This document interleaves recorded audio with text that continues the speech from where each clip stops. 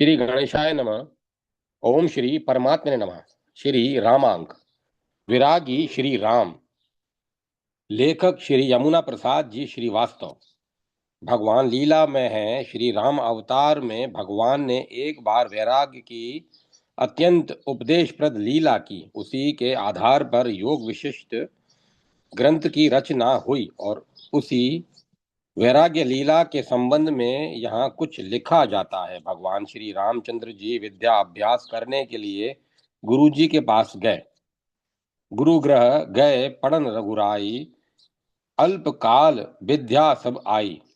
और वहां से विद्या निधान होकर घर आए। इसके पश्चात अपने पिता महाराज दशरथ जी से आज्ञा लेकर भाइयों तथा पुरजनों सहित तीर्थ यात्रा को सिधारे और गंगा यमुना सरस्वती आदि पावन तीर्थों में स्नान दान पुण्य जप तप हवन इत्यादि ध्यान की तथा चारों धामों की परिक्रमा करते हुए घर लौटे।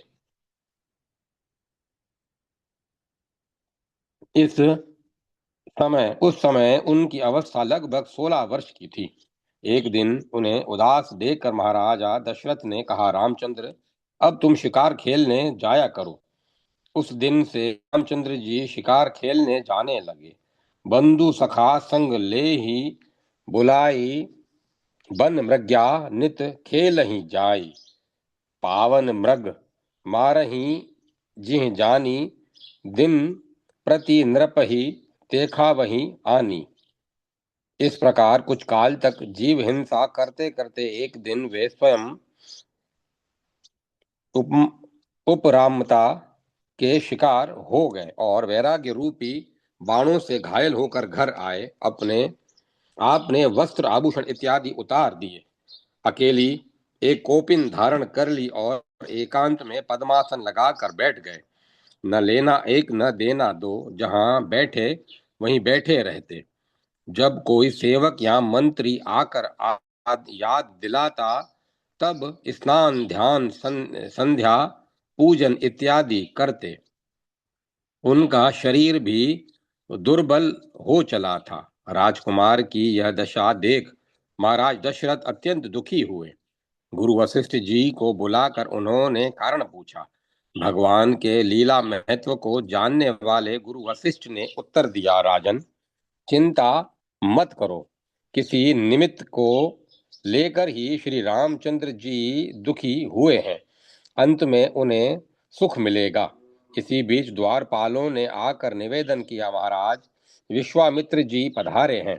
विश्वामित्र जी का आगमन सुन महाराज दशरथ वशिष्ठ जी सहित द्वार पर आए। विश्वामित्र जी को साष्टांग दंडवत किया, अपने सिंहासन पर जा लाकर बिठाया और भली भांति उनकी पूजा की। चरण पाखरी किन्हीं अति पूजा, मोम सम आजु धन्य नहीं दूजा। फिर आगमन का कारण पूछा और कहा, जो फरमाओ बजा लाऊं अदब से, दिला दिलो जानो जबानो चश्मो लब से। विश्वामित्र ने कहा, राजन, राक्षस लोग बहुत सताते हैं। उनके मारे में यज्ञ भी पूर्ण नहीं कर पाता। कृपा कर राम और लक्ष्मण को दे दीजिए। अनुज समेत देहूं रघुनाथा, निशिचर बद में होब सना था। राम और लक्ष्मण की मांग सुनते ही दशरथ जी का शरीर कांप उठा। महाराज दशरथ को सावधान कर विश्वामित्र जी ने कहा, देहूं भूप मन हर्षित, तजहूं मोह अज्ञान, धर्म सुजस प्रभु तुमको इन कह अति कल्याण। यह सुन महाराज दशरथ ने धीरज धर कर कहा, मुनीश्वर, बुढ़ापे में तो ये लाल हमें मिले हैं, इन्हें कैसे देते बनेगा। आपने सोचकर बात नहीं कही। सब सुत प्रिय मोहि प्राण की नाई, राम देत नहीं बनई गोसाई। वे तो बहुत सुकुमार हैं, फूलों की सेज पर सोते हैं। अंतःपुर की स्त्रियों के साथ वार्तालाप करते हैं, बालकों के साथ खेलते हैं। अस्त्र शस्त्र की विद्या का भी उन्हें ज्ञान नहीं है। रणभूमि की तो कभी सूरत नहीं देखी, वे संग्राम करना क्या जाने। कह निसीचर अति घोर कठोरा, कह सुंदर सुत परम किशोरा। आजकल में कुछ विषादग्रस्त भी हैं और बहुत कमजोर हो गए हैं। मांग हूं भूमि धेनु धन, कोसा सरबस देऊं आजू सहरोसा। यह सुन विश्वामित्र जी ने कहा, राजन, श्री रामचंद्र जी को बुलावो, देखें तो कैसा रोग है। महाराज दशरथ ने मंत्रियों की ओर इशारा किया और मंत्रियों ने श्री रामचंद्र जी के पास जाकर कहा, कुमार चलिए, पिताजी ने बुलाया है। श्री रामचंद्र जी ने उत्तर नहीं दिया। विलंब होता देख मंत्रियों ने राजा आज्ञा दोहराई और कहा, कुमार चलिए, पिताजी ने बुलाया है। निद्रा से सचेत हुए प्राणियों के समान सजग होकर श्री रामचंद्र जी ने कहा, मति मंदों, कौन किसका पिता है। मेरे न पिता है, न माता, न भाई है, न मित्र, न राज्य है। यह सब मिथ्या जंजाल है जिसमें पशुओं के समान जीव उलझे हैं। मंत्रियों ने श्री रामचंद्र जी के वचनों को यथावत महाराज दशरथ के पास पहुंचाया और निवेदन किया। महाराज श्री रामचंद्र जी तो बड़ी भारी चिंता में निमग्न हैं, किसी की कुछ सुनते ही नहीं। फल फूल भोजन वस्त्र इत्यादि लेकर जाओ तो कह उठते हैं, क्यों लाए, किसने मंगाया था, ले जाओ, अब कभी मत लाना। माता जी मणि जड़ित आभूषण इत्यादि देती हैं तो इधर उधर रख देते हैं अथवा किसी दीन दुखी को दे देते हैं। अंतःपुर की स्त्रियों से तो बात भी नहीं करते, उन्हें तो वे विश्वत समझते हैं। जहाँ बैठते हैं बैठे ही रह जाते हैं, उठने का नाम तक भी नहीं लेते। हम लोग जब याद दिलाते हैं तब स्नान ध्यान संध्या भोजन इत्यादि करते हैं। महाराज उन्हें कुछ भी अच्छा नहीं लगता। अपने इस त्याग का भी उन्हें अभिमान नहीं है। जब कभी मौज में आते हैं तो गाते हैं अथवा कुछ बोलते हैं, तब कहते हैं, न यह राज्य सत्य है, न यह जगत सत्य है, न भाई सत्य है, न मित्र सत्य है। मुझे न राज्य की इच्छा है और न इंद्रिय विलास की। यह वृतांत सुन महाराज दशरथ व्याकुल हुए, परंतु विश्वामित्र जी ने हर्षित हो कहा, राजन, आप धन्य हैं जो श्री रामचंद्र ऐसे पुत्र आपको मिले हैं। वे तो बड़े विवेकी और परम ज्ञानी तथा जीवन मुक्त हैं। हम अवश्य उनका रोग दूर करेंगे। राजा ने फिर मंत्रियों की ओर संकेत किया और कहा, मंत्रियों, जाओ और श्री रामचंद्र जी से कहो कि विश्वामित्र जी आए हैं और राज सभा में बैठे हैं और आपको बुलाते हैं। मंत्रियों ने विश्वामित्र जी की आज्ञा का पालन किया। विश्वामित्र जी का नाम सुनते ही श्री रामचंद्र जी भाइयों सहित दौड़े आए और पिताजी वशिष्ठ जी विश्वामित्र जी तथा अन्य सभासदों सदों को प्रणाम कर महाराज दशरथ के पास जा बैठे। श्री रामचंद्र जी को आया देख वशिष्ठ जी ने आशीर्वाद दिया और कहा, श्री रामचंद्र जी, आपने विषय रूपी शत्रुओं को विजय आपने विषय रूपी शत्रुओं पर विजय प्राप्त कर ली है और उन्हें वश में कर लिया है, अतः आपका मंगल हो। इसके पश्चात विश्वामित्र जी की बारी आई। उन्होंने भी आशीर्वाद दिया और कहा, श्री रामचंद्र जी, कहिए तो आपको क्या दुख है, हम उसे दूर करेंगे।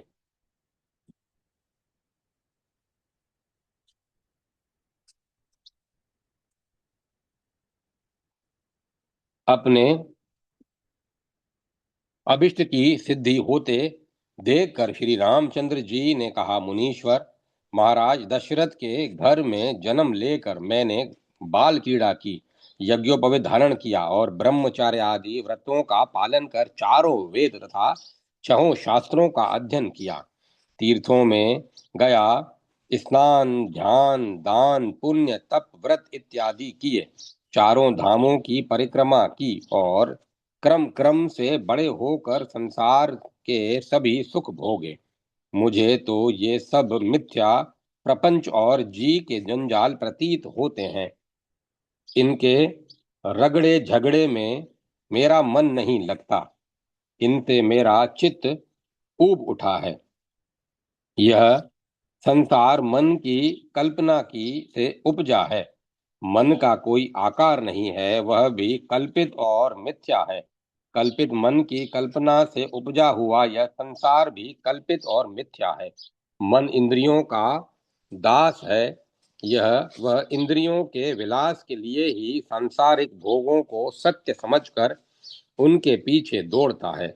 यह वह इस बात को भूल जाता है कि संसार और उसके भोग मृग तृष्णा के जल के समान असत्य और भ्रमोत्पादक हैं।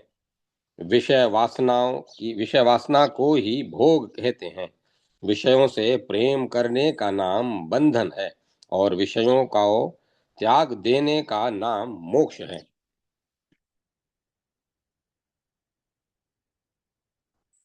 मन के संकल्प अर्थात वासनाओं से संसार बनता है।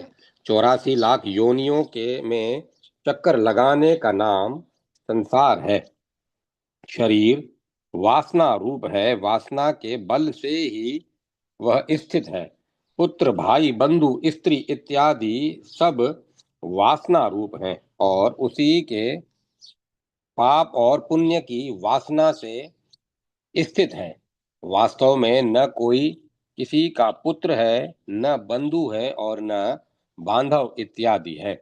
वासना का श्रय ब्रह्म ज्ञान के द्वारा ही होता है। बाल्यावस्था जड़ और महा दुखदायिनी है।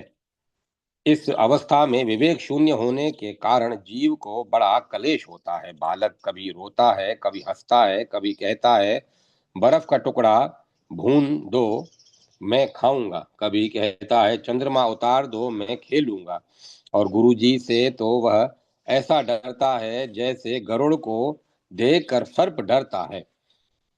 युवा अवस्था परम शत्रु है। इस अवस्था में जीव को काम रूपी पिशाच आ घेरता है।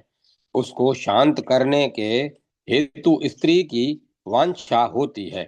स्त्री देखने में तो बड़ी सुंदर लगती है, परंतु यथार्थ में वह अस्थि, मांस, रुधिर, मल, मूत्र, विष्ठा इत्यादि का पंजर है, जो एक दिन या तो भस्म हो जाएगा या पशु पक्षी आदि का आहार बनेगा।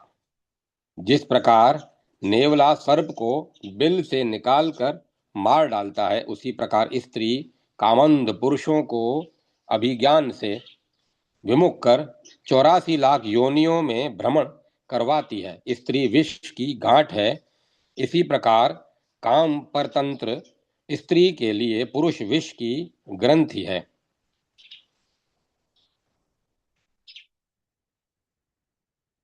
विषरस भरा कनक घटु जैसे जरा अवस्था महादुखदायिनी है। संपूर्ण दुखों का आक्रमण इसी अवस्था में होता है। शरीर दुर्बल हो जाता है, इंद्रियों की शक्ति क्षीण पड़ जाती है, कमर झुक जाती है, कुब्बड़ निकल आता है। स्त्री पुत्रादि उसे देखकर हंसते हैं और उसका अपमान करते हैं। यहाँ तक कि वृद्ध बेल की तरह उसे त्याग देते हैं और मौत तो सदैव उसके सामने खड़ी रहती है। काल महाबली, महाक्रूर और महापराक्रमी है। यह जो दिखाई दे रहा है सब उसका आहार है। उसके सामने कोई नहीं ठहरता और न वह किसी पर दया करता है। वह संपूर्ण विश्व को एक ग्रास में भक्षण कर लेता है। उसके हाथ से बचना बड़ा कठिन है। मुनीश्वर, स्त्री, पुत्र, कलत्र इत्यादि सब अनित्य मिथ्या है। जब तक यह शरीर स्थिर रहता है तभी तक वे भासते हैं।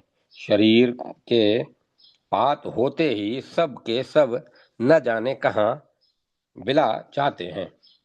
जगत के पदार्थों के संसर्ग से बुद्धि मलिन हो जाती है। इस मलिनता को दूर करने के लिए आत्मज्ञान रूपी चंद्रमा को प्राप्त करने की आवश्यकता है।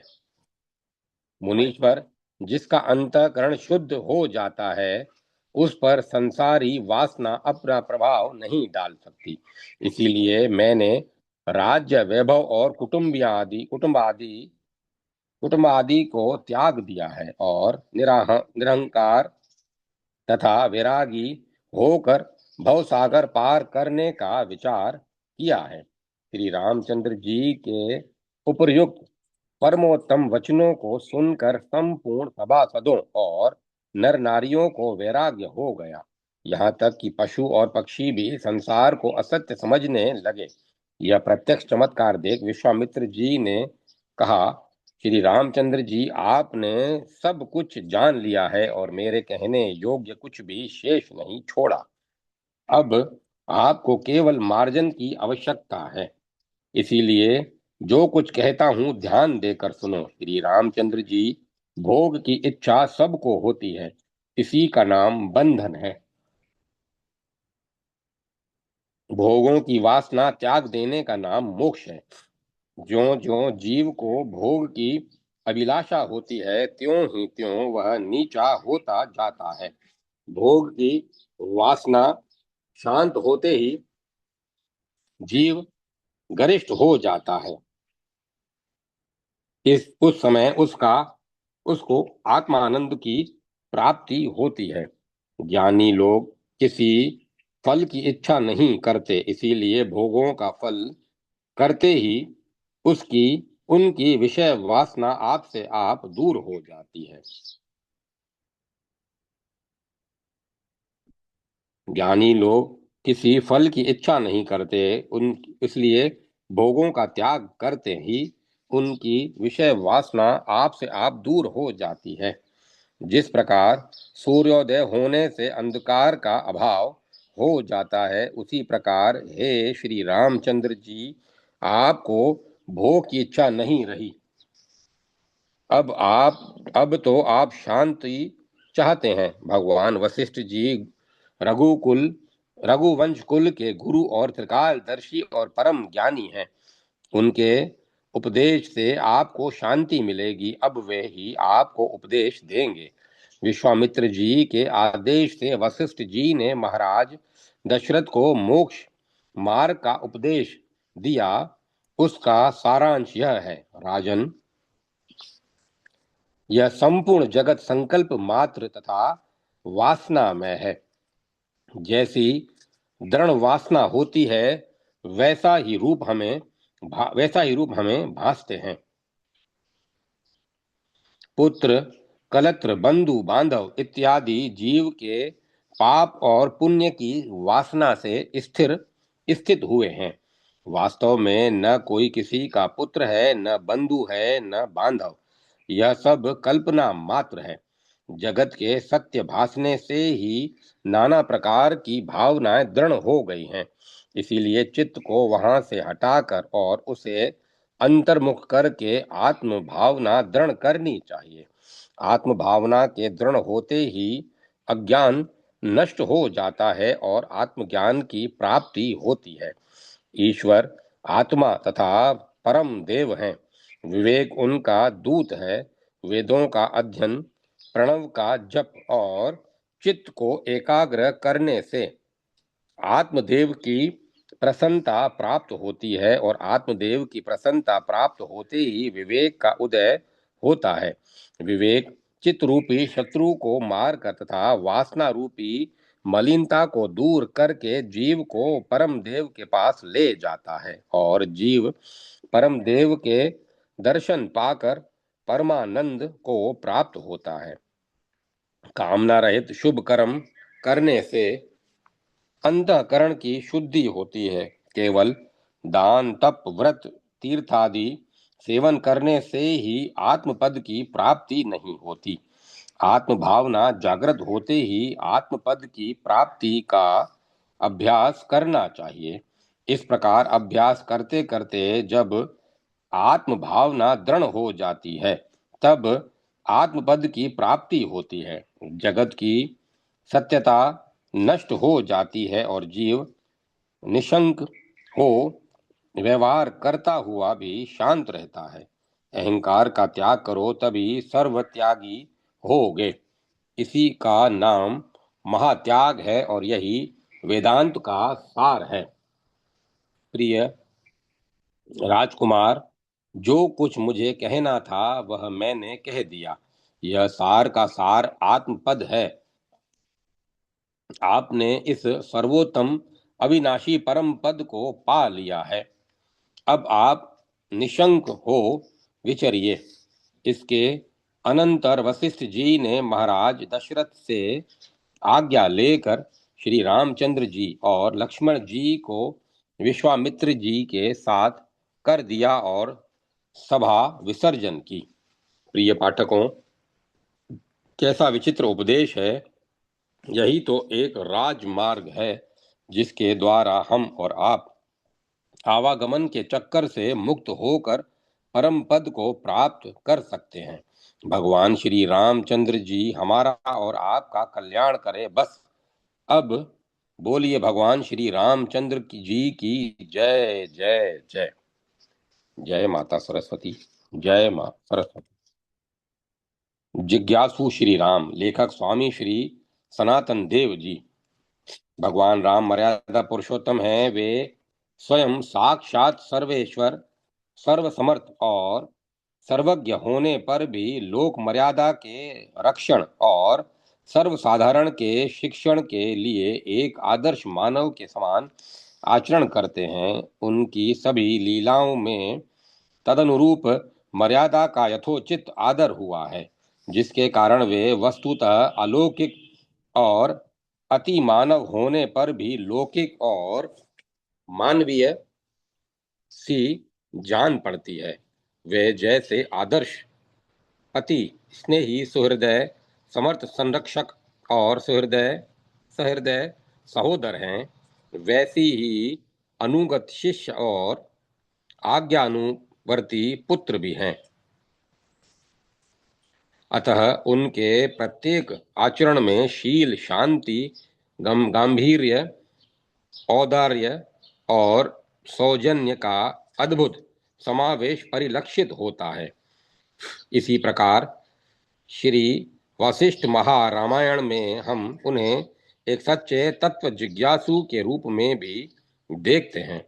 इस जीवन में अपने वास्तविक स्वरूप को ठीक ठीक जान लेना ही मानव का परम पुरुषार्थ है। जिसने शरीर रहते उस परम तत्व को नहीं जाना, उसके लिए श्रुति महाविनाश की घोषणा करती है। किंतु भगवान राम तो ज्ञातज्ञ हैं। उन्हें वास्तव में कुछ भी जानना अवशिष्ट नहीं है। यह बात स्वयं योग वशिष्ठ के आरंभ में कही गई है। महामुनि विश्वामित्र जी कहते हैं, जब तक ज्ञेय पूर्णतः ज्ञात नहीं होता, तब तक जीव को विषयों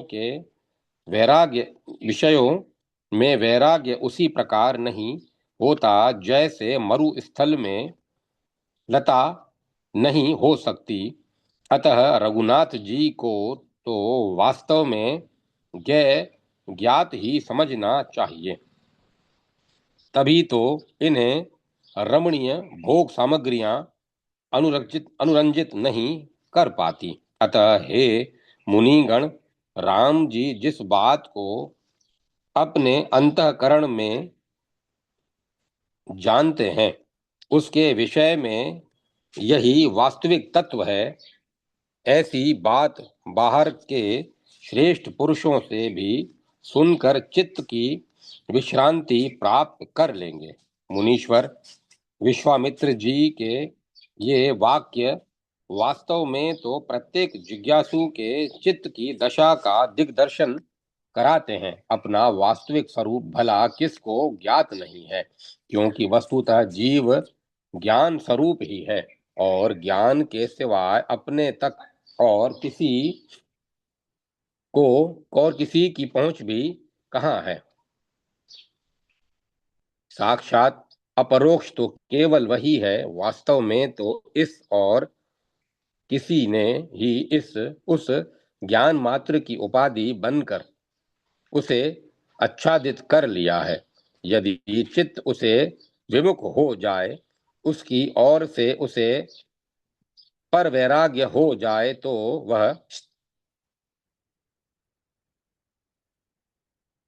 वह फिर तो उसे तो वह अनहुआ होने के कारण अपनी मौत मर जाए, फिर तो उसे यह सत्ता शून्य भासने लगे और इससे मुक्त होने पर ज्ञान अपने विशुद्ध रूप में अवशिष्ट रह जाए। फिर तो प्रत्येक ज्ञान में इस ज्ञान मात्र की ही झांकी होने लगे। इसी को श्रुति ने प्रतिबोध विदितम कहा है और इसी से अमृतत्व की प्राप्ति बताई है। अतः तत्व ज्ञान के लिए यह परम आवश्यक है कि साधक की संपूर्ण आत्मवर्ग के में अनावस्था हो जाए। अनात्म वस्तुओं में रमणीयता और महत्ता होने के कारण ही तो जीव जग जाल में जकड़ा हुआ है। इनका मोह और प्रलोभन ही तो उसे अपने परमाराध्य परमार्थ सत्य की ओर नहीं देखने देता। इसी से श्रुति कहती है, सत्य का मुख सुवर्णमय पात्र से अर्थात अपात रमणीय भोग्य पदार्थों से ढका हुआ है। हे जगत पोषक प्रभु, सत्य धर्म के दर्शन के लिए आप उसे उघाड़ दीजिए। इस रमणीयता के जाल से मुक्त होने पर जिसे ऐहिक और पारलोक के किसी भी प्रकार के भोगों की लालसा नहीं रहती, उसी भाग्यवान के विशुद्ध अंतःकरण के में सत्य की जिज्ञासा जागृत होती है। इस अवस्था में आहार निद्रा आदि का भी नियम नहीं रहता। शरीर का अनुसंधान छूट जाता है, आगे पीछे की कोई चिंता नहीं रहती और चित्त सब ओर से सिमटकर एकमात्र अपने चरम लक्ष्य के अनुसंधान में संलग्न रहता है। ऐसी स्थिति अनेकों जन्मों तक भागवत भजन चिंतन करने के पश्चात ही प्राप्त होती है। भगवान श्री राम की नवकिशोर अवस्था है, वे भारत के संपूर्ण तीर्थों के दर्शन करके लौटे हैं। इसी समय मुनिवर विश्वामित्र जी अपने यज्ञ की रक्षा के लिए उन्हें ले जाने के उद्देश्य से महाराज दशरथ के पास पधारते हैं।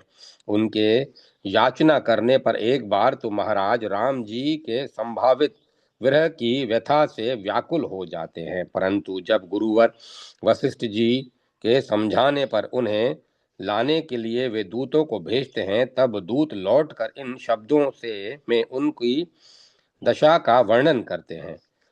अपने बाहुबल से संपूर्ण शत्रुओं का मान मर्दन करने वाले महाराज राम जी तो इस समय अपने महल में इस प्रकार अनमने से बैठे हैं, जैसे रात्रि के समय भोरा कमल में बंद हो जाने पर रहता है।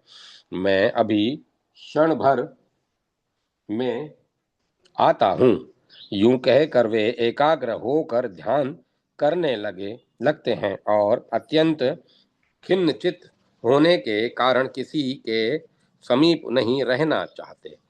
जब महाराज दूतों को सांत्वना देकर उनसे श्री राम जी की मनोदशा का विशेष विवरण पूछते हैं, तो वे बड़े करुणापूर्ण शब्दों में उनका इस प्रकार चित्रण करते हैं। कमल दल लोचन राम जिस दिन विप्रवृंद के साथ तीर्थ यात्रा से लौटे हैं, तभी से बड़े उदास रहते हैं। हम लोगों के बार बार प्रार्थना करने पर वे अपने दैनिक नित्य कर्मों को भी बड़े उदास मुख से कभी करते हैं और कभी नहीं भी कर पाते। स्नान देव पूजन दान और भोजन के समय भी वे उदास ही रहते हैं। वे समर्थ हैं, तथापि हमारे प्रार्थना करने पर भी पेट भर भोजन नहीं करते। अतः अंतःपुर की चपल नारियां जब उन्हें आंगन में झूले पर बैठाती हैं तब भी वे उनके साथ उसी प्रकार क्रीड़ा नहीं करते जैसे चातक स्वाति नक्षत्र से अतिरिक्त वर्षा की धाराएं पड़ने पर भी प्रसन्न नहीं होता। नीलम की कलिकाएं पिरोकर बनाए हुए केयूर और कंकड़ उन्हें उसी प्रकार आनंदित नहीं कर पाते जैसे पतनोन्मुख प्राणी को स्वर्ग क्रीड़ा निरत लीला ललनाओं की ओर दृष्टि जाने पर, सुरभित समीर प्रवाहित होने पर और लता निकुंजों में प्रवेश करने पर वे बड़े ही विषादग्रस्त हो जाते हैं।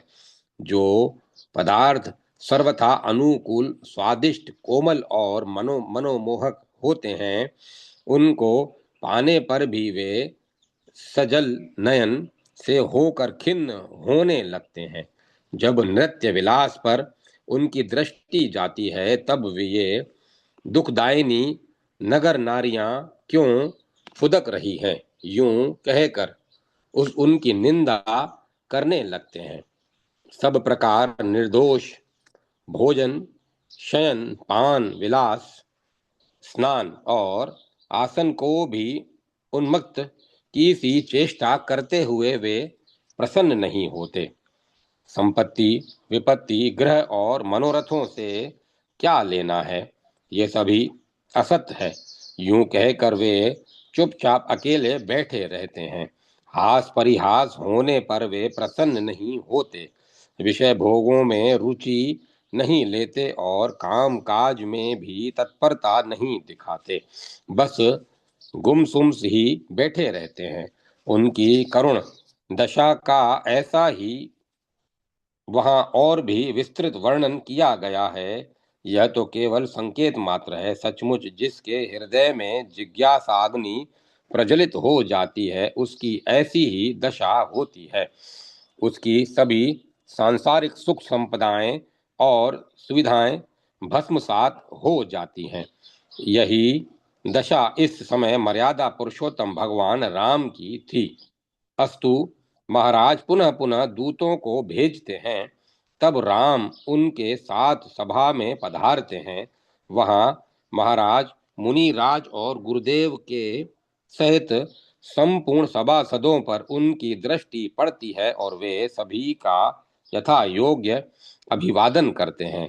जब सामंत समाज आपको प्रणाम करता है तब आप बड़े संकोच से सिर झुकाकर वाणी द्वारा उसे स्वीकार करते हैं। महाराज कहते हैं, बेटा मेरी गोद में बैठो, तो आप भूमि पर बिछे हुए बिछोने पर बैठ जाते हैं। ऐसी अद्भुत है आपकी विनय। जब भगवान वशिष्ठ और विश्वामित्र जी आपकी मनोदशा के विषय में प्रश्न करते हैं तब आप बड़े ही मार्मिक शब्दों में उसका विस्तृत वर्णन करते हैं। संसार की रिद्धि सिद्धि और संपत्ति कुछ भी आपको नहीं सुहाती। योग वशिष्ठ के एक एक सर्ग में आपके द्वारा श्री आयु, अहंकार, चित्त, तृष्णा, बाल्य, यौवन, वार्धक्य, स्त्री, काल और देव के दोषों का चित्रण हुआ है। संसार की क्षणभंगुरता का वर्णन करके आप अपनी प्रखर विवेक दृष्टि का परिचय देते हैं। इसी प्रकार सर्ग 28 से 31 तक आपने जो कुछ कहा है उससे आप में विवेक, वैराग्य, क्षमा आदि षट संपत्ति और मुमुक्षुता का बड़ा स्पष्ट परिचय मिलता है।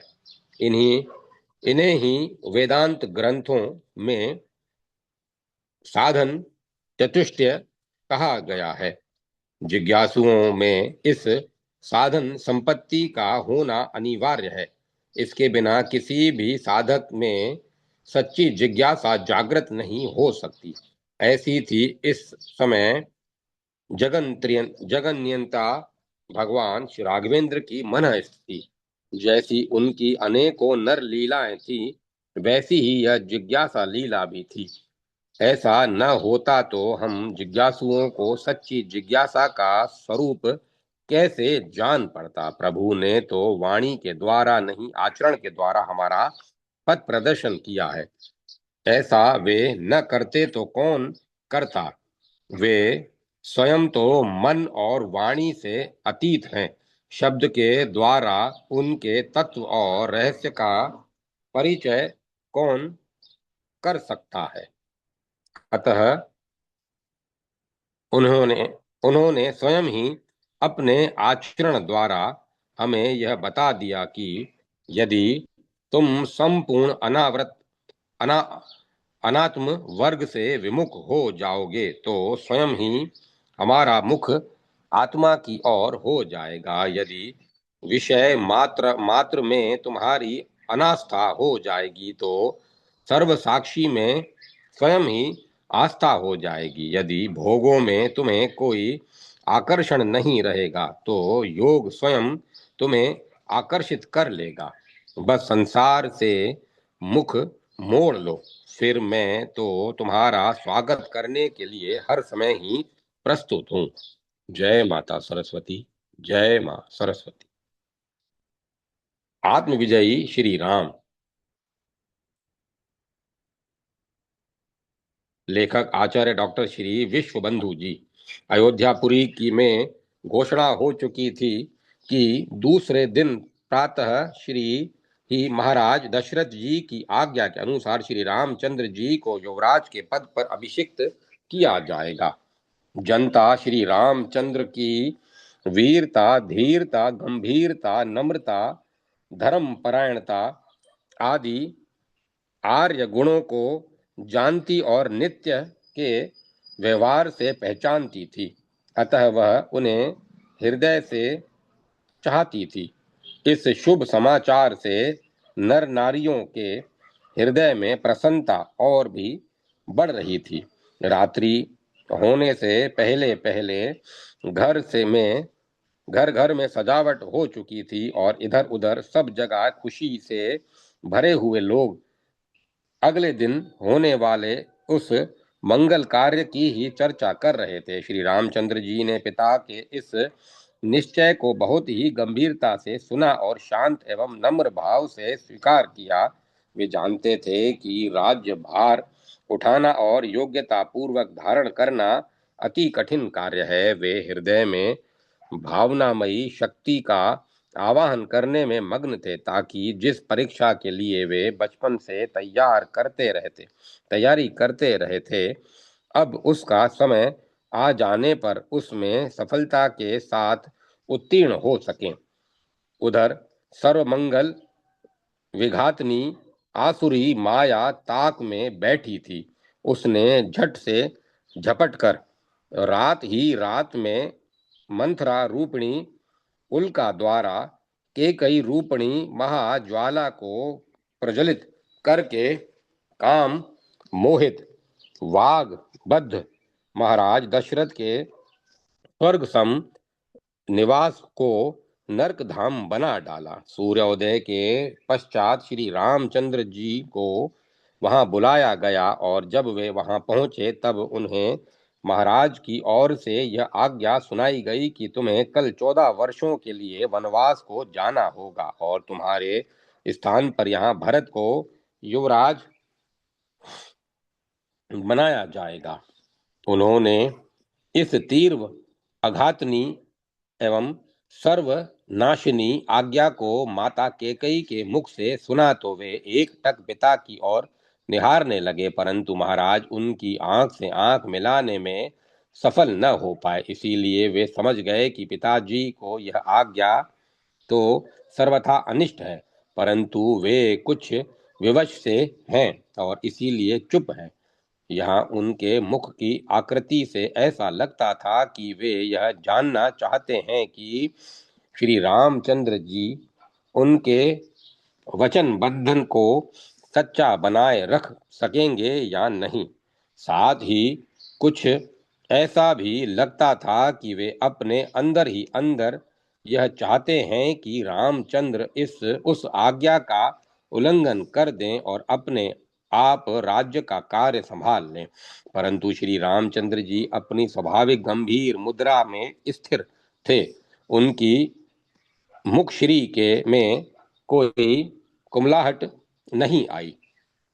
उन्होंने माता कैकई को हल्की सी मुस्कान से देख केवल इतना ही कहना पर्याप्त समझा, मुझे पिताजी की और आपकी आज्ञा शिरोधार्य है। मैं जीते जी पिताजी के वचन को कभी झूठा न होने दूंगा। उनका मुझ पर पूर्ण अधिकार है। मैं अपने सुख स्वार्थ की लालसा से कभी भी उनके इस अधिकार का तिरस्कार न करूंगा, न होने दूंगा। मैं पितृ चरणों में समर्पित हो चुका हूँ। वे जहाँ चाहेंगे वहाँ रहूंगा और जो चाहेंगे वह करूंगा। बस मुझे अब जाने की अनुज्ञा दीजिए। इतना कहने के पश्चात पिता तथा कैकई के चरणों में मस्तक झुकाकर श्री रामचंद्र बाहर निकल गए। माता कौशल्या ने प्रभात के समय श्री रामचंद्र जी से यह समाचार सुना तो वह बौखला गईं। उसने माता के अधिकार को पिता के अधिकार से गुरुतर बताते हुए स्नेहमयी प्रेरणा करनी चाहिए कि श्री रामचंद्र जी वन को जाने का विचार न करें। लक्ष्मण ने पिता की मोह भरी अवस्था तथा अपनी उग्रता का संकेत करते हुए श्री रामचंद्र को उत्तेजित करके राज्य संभालने के लिए तैयार करना चाहा। सीता जी ने उनके संग वन जाने का दृढ़ संकल्प प्रकट करते हुए मानो उन्हें वन में जाने से रोकना चाहा। मंत्री मंडल तथा प्रजा मंडल ने उनके प्रति अपनी पूर्ण भक्ति प्रकट करते हुए और महाराज दशरथ की इस आज्ञा की निंदा करते हुए मानो उनके हाथ में राजमुकुट सौंप देना चाहा। स्वयं भरत ने उनके पीछे अयोध्या में पहुंचकर यह घटना सुनी तो अपनी माता की दुरिच्छा का अनादर करते हुए दौड़े दौड़े जाकर उन्होंने राज सिंहासन पर मानो उन्हें बिठाना चाहा ही नहीं वरम बिठा भी दिया। कारण वे स्वयं उस पर कभी न बैठने की धारणा को पक्का कर चुके थे। अतः यदि श्री रामचंद्र स्वयं भी महाराज दशरथ की आज्ञा का उल्लंघन करना चाहते तो वे एक प्रकार से पिताजी की अप्रकट हार्दिक अभिलाषा को ही पूरा करते।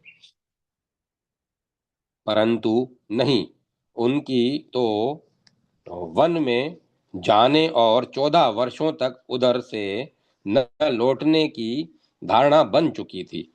वे जानते थे कि महाराज दशरथ ने महारानी कैकई को विलास भवन में नहीं वरन समर भूमि में और उनके हाव भाव पर मुग्ध होकर नहीं वरन उनकी अबला दुर्लभ वीरता से प्रसन्न होकर ही 2 वर प्रदान किए थे। एक प्रकार से यह पति पत्नी के बीच में प्रतिज्ञा थी।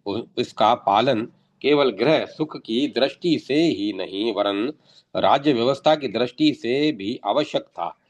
उसका पालन उस राज सत्ता का दृढ़ आश्वासन था, आधार आधार नहीं, जिसकी वृद्धि के लिए ही आदर्श राजा प्रजा के रजनार्थ सिंहासन पर आरूढ़ होता है।